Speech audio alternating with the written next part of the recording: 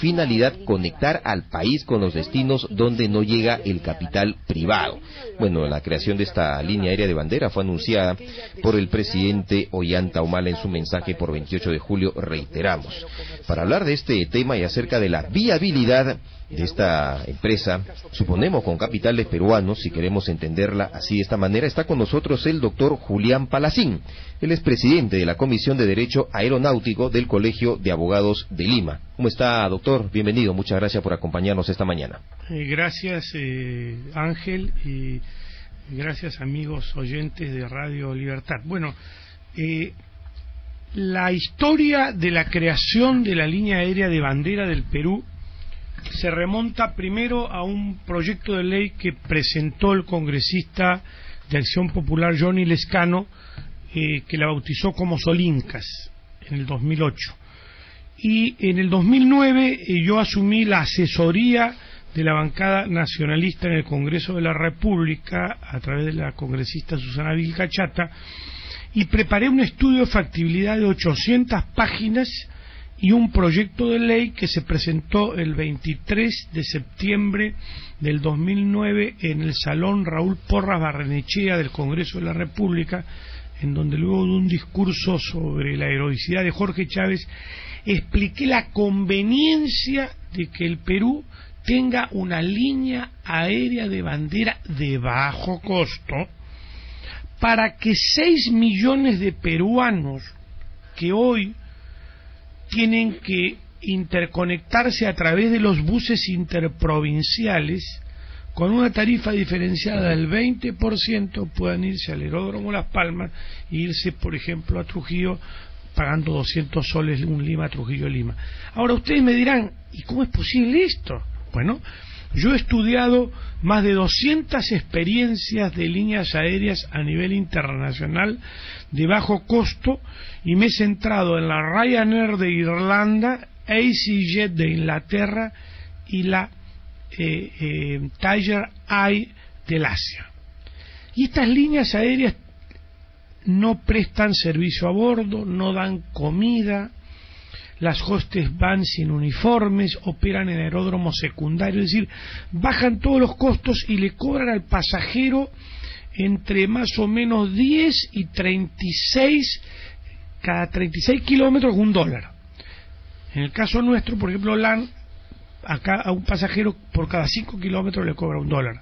Entonces, ¿qué es lo que yo he planteado en este estudio de factibilidad que se ha convertido en un libro que se presenta el 23 de septiembre de este año y que entra en prensa la próxima semana?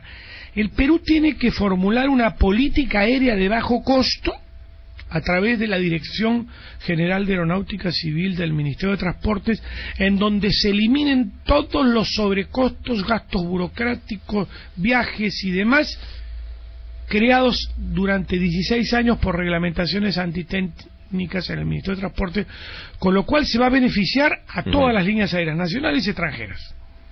Pero además se tienen que crear las condiciones para que el Aeropuerto Internacional Jorge Chávez, vía una adenda al contrato de concesión, pueda tener un competidor. Es anticonstitucional el planteamiento de proinversión que permitió concesiones en aeropuertos monopólicas. Entonces yo planteo que la línea aérea de bandera opere desde Las Palmas, Coyique, desde un aeropuerto dentro de Lima. Pero Coyique, sabemos en qué problema se encuentra actualmente el aeródromo, está en comas. Lamentable. Pero ¿qué, doctor, nos garantiza de que no se vuelva a repetir historias como la de Aeroperú en el país? Bueno, Aeroperú fueron gobiernos ineficientes, directorios ineficientes, tripulantes que ganaban, pilotos que ganaban $9.000 por mes y se callaban la boca mientras los capitales mexicanos saqueaban la empresa. Una historia negra del Perú. Eso fue ya cuando los mexicanos vinieron para asumir la dirección de Aeroperú. Pero antes de... También.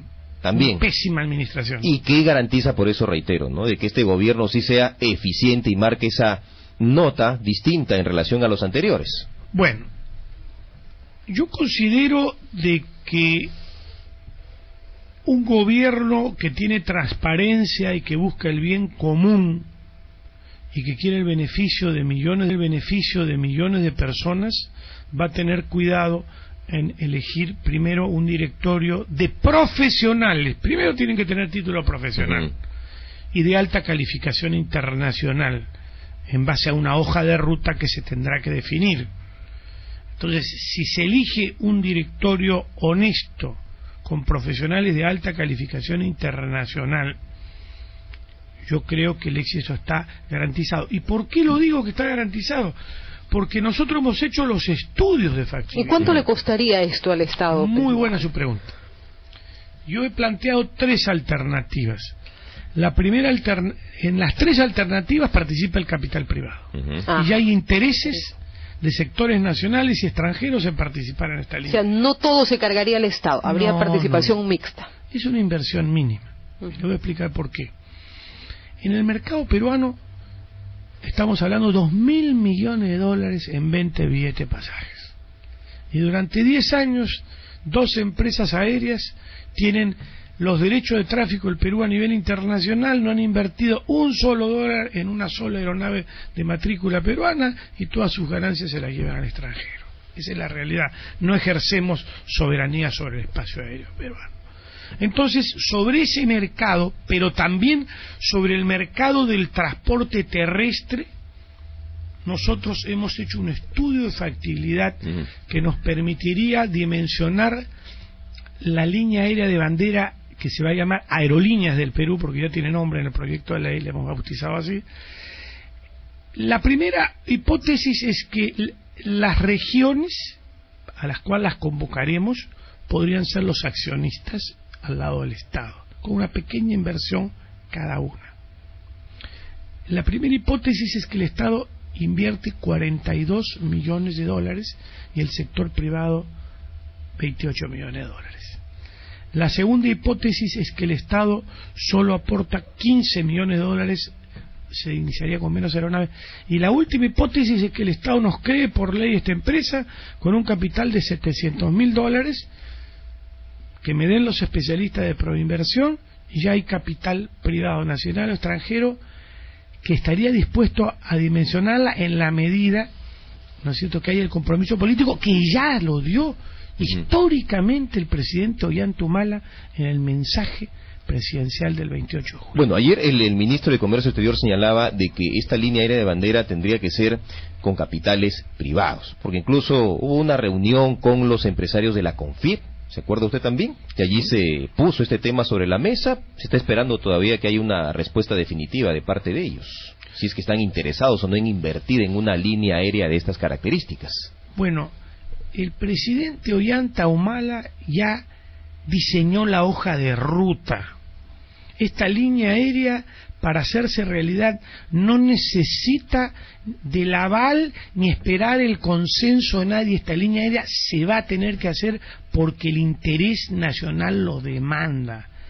Será CONFIEP, serán en capitales extranjeros, serán megaempresas internacionales que están interesadas. Lo importante es que la hoja de ruta ya está. Pero la inversión del capital no puede ser asumida al 100% por el Estado. Yo estoy de acuerdo con eso. Ahora, en relación a lo que dijo el ministro de Comercio Exterior, él no conoce todavía el proyecto de factibilidad, el único estudio que hay, que es el que he realizado en el estudio jurídico Palacín con un equipo de expertos. Pero suponemos que se harán otros, suponemos ¿no? Que se harán otros, pero el proyecto, por lo menos que hoy sostiene la hoja de ruta, se basa en el artículo 60 de la Constitución. Y ninguna línea aérea va a ser rentable si no se operan rutas rentables y no rentables. Esta línea aérea va a ir a Cusco también, y va a ir a Iquitos, y posteriormente va a ir a Miami, y va a ir a Buenos Aires, y a lo mejor en unos años a Europa. Claro, tiene que haber una proyección hacia futuro para poder ampliar la red, porque lo que se dice es que en primer término serían destinos, y sobre todo para promover también el turismo en lugares en donde no hay ni siquiera acceso vía carretera. Esas opiniones son Eso ha dicho el ministro. Personas que no conocen de aviación. O sea, no se puede dar una partida de función anticipada, ¿no es cierto?, con planteamientos antitécnicos, porque si yo opero inicialmente solo Chachapoyas voy a perder dinero, pues, porque no hay tráfico. Entonces hay que conocer del tema ¿no es cierto?, para realmente poder dar una opinión constructiva, ¿no? Porque en otros casos, por ejemplo, empresarios que se han quedado con la privatización de los aeropuertos, que son subvencionados por el Estado, se están oponiendo, se ponen por ignorancia. Ahora, ¿se cuentan los recursos en el Estado para, digamos, invertir? ¿Hay partida para eso? Línea? Mire, las regiones tienen más o menos 4.000 millones de dólares al año, de los cuales más de la mitad ni los utilizan. Acá estamos hablando que para iniciar con 6 aeronaves Airbus A319 necesitamos 15 millones de dólares, nada más. Y les voy a explicar algo. En el estudio de factibilidad hemos determinado que estas aeronaves se pedirían sin cocina de a bordo, porque no se va a servir comida. Entonces, estas aeronaves que LAN las utiliza hoy con 144 pasajeros, nosotros podríamos llevar 156 pasajeros, como lo hace EasyJet en Inglaterra. Pero yo les hago la siguiente pregunta a ustedes como periodistas. ¿Por qué un pasajero irlandés o español o alemán en una ruta pequeña en Europa de 500 o 600 kilómetros paga $80 y por qué acá a veces tenemos que pagar 300 o 400 dólares? ¿Por qué en un pasaje a Arequipa, que una vez a Milán me quiso cobrar $700 en época de alta, ¿no es cierto?, y en el mismo segmento en España vale $60? ¿Cuál es la razón? Bueno, falta más competencia definitivamente aquí en el país. Falta más competencia, hay cuasi monopolio y hay dueños en el mercado. Y ahora han salido todos los voceros de los dueños del mercado, el economista Indacochea, Alfonso García Miró y otros y otras personas sin conocimiento técnico, jurídico y económico. Es que a veces, lo que pasa es que hubiera sido quizás más interesante que en el discurso, o lo estamos escuchando, nos parece muy bien, se hablan de capitales ya mixtos, pero eso anteriormente así muy poco se conoce. Entonces cuando dicen una aerolínea de bandera del Estado, como que la gente que no se ha metido en el proyecto o que no ha escuchado al presidente Ollanta Humala en el discurso, de repente dice, ¿de dónde van a sacar los dineros? ¿De acá al ministerio le van a quitar? Es que nosotros, por lo menos el proyecto de ley fue público.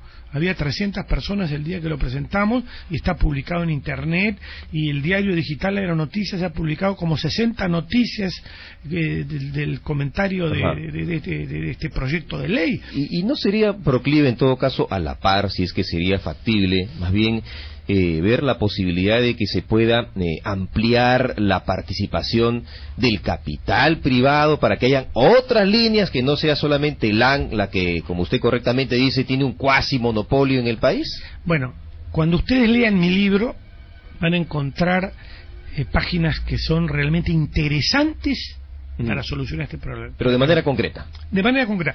Primero, nosotros queremos abrir un espacio de bajo costo para que otras empresas también se metan a la competencia de bajo costo y que vengan líneas aéreas internacionales de bajo costo para beneficiar a 6 millones de peruanos y captar 3 millones de turistas, fundamentalmente del Mercosur.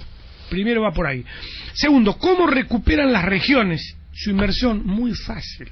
Las aeronaves, las aerolíneas del mundo, van con espacios libres. 10, 20, 30, 50, muy bien. Mi planteamiento académico es que a los accionistas yo le doy los espacios libres, se los facturo al 100%. Entonces, prácticamente voy a operar siempre lleno.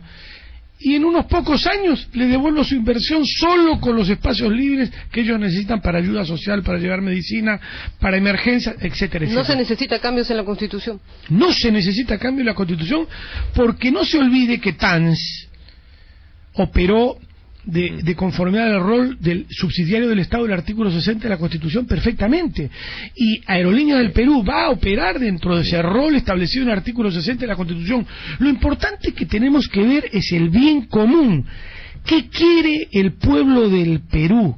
¿Quiere tarifas económicas o quiere seguir pagando tarifas sobredimensionadas para que una o dos empresas hagan pingües negocios a costa del pueblo peruano. Es por eso que yo apoyo al presidente Ollanta Humala, que ha puesto su nombre en la historia de la defensa de los derechos de los usuarios en los servicios de transporte aéreo en el Perú. Y en la medida que todos lo apoyemos y esta experiencia sea exitosa, se van a beneficiar los consumidores peruanos. Eso es lo que esperamos todos y vamos a ver cómo se desarrollan en todo caso los acontecimientos. Doctor, muchas gracias por compartir estos minutos. Muy gentil. Muy gentil. Gracias y buenos días. Muy amable, Julián Palacín, entonces aquí en Radio Libertad, presidente de la Comisión de Derecho Aeronáutico del Colegio de Abogados de Lima en Radio Libertad.